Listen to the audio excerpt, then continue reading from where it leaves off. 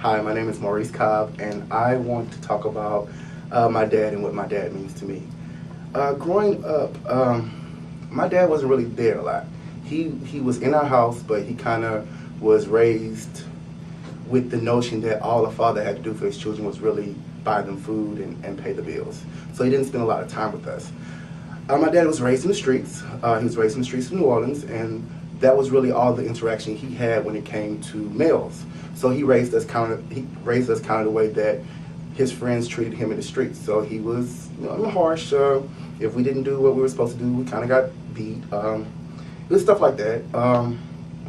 It was really traumatic. But as time got older, and as I grew up, I began to realize that my dad didn't know how to be a dad. It wasn't that he didn't love us and he didn't want to be a dad, but he didn't know how to be a dad. And once I graduated from high school, I didn't realize I was gay when I graduated from high school, but I kind of started coming out when I was getting ready to graduate from high school and enter undergrad. And that's when all of a sudden my dad really started taking notice in our lives, especially me because I was his oldest, and he started seeing something that he really didn't want to see. I think one of the most traumatic things my dad ever told me was when my mom told him that I told her I was gay. He picked me up from high school one day, and my dad never picked me up. So I was a little confused, but when I got in the car, he was like, "So is there something you want to tell me?" And I was like, "No, not really." He's like, "Well, your mom told me you had something to say last night." And I was like, "Well, I don't really have anything to say to you." And so he was like, "Well, if you are gay, I'll smoke you or whatever fag that you're sleeping with." So that kind of put a crushing light on that relationship. Especially since he was very, very clear that nobody would accept me for who I was, and that if I didn't choose to be straight, then no one would love me the way I need to be loved. That really affected the way I dealt with men. It took me going to counseling to realize that I kind of hated men, especially black men, but I loved them at the same time. And that caused a lot of traumatic relationships, especially since I didn't technically want to tie myself to them. But as we got older, especially as I continued to go through college, my dad started to change. He started to realize that there was something that other fathers had that he was lacking, and that made him want to be closer to us.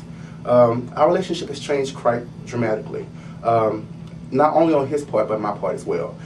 Years of counseling has made me accept my dad for who he is, and also become happy with the things that he gave me. Although our childhood was traumatic, there are things that I feel I excelled in that other guys didn't because I grew up like that. I'm more self-assured. I'm much more confident. He taught me that sometimes nobody will love you, and so you have to love yourself. He taught me how to be a survivor. There's nothing anyone can do to me that my dad probably has never done, so it just doesn't bother me. He taught me that sometimes you have to realize that love doesn't always look the way it's supposed to look, and that sometimes things that parents don't get over as children can come back and bite their own children in the end. Right now, I guess you could say I feel two different ways about my dad. And I think it's interesting, I was supposed to email him for his birthday, and I actually couldn't at first until I decided to write him two emails. And in one email I told him that I love him, and I miss him, and he's my dad. And every son always wants to have their dad's love. And the greatest things he's ever done for me was to tell me that he loved me and to tell me that he's proud of me, even regardless of my sexuality and how he feels about it. But on the other hand, I also have to be truthful with my dad, and I had to tell him how I felt about a lot of things that he made us endure, and about some of the things that he can't even get past now, which hinders him from being the dad that he wants to be. But at the end of the day, I had to accept him for the dad that he was, and be proud that he wanted to be a dad, even if he didn't know how.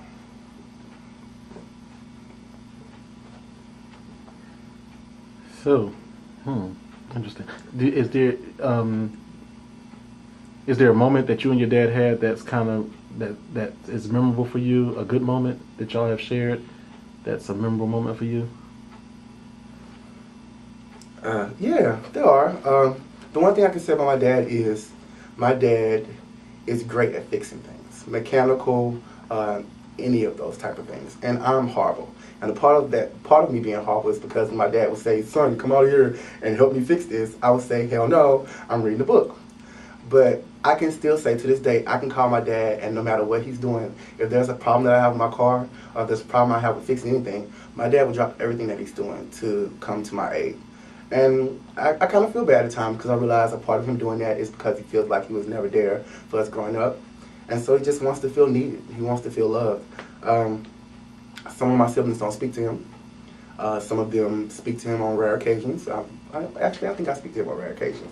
But it warms my heart to know that no matter what he's doing, no matter what he's going through, he always wants to know about me, or he cares about me, or he wants to know how he can help. It's just that most times he doesn't know how to help. I mean, I became a dad when I was 5. He was there just for the money and the financial support.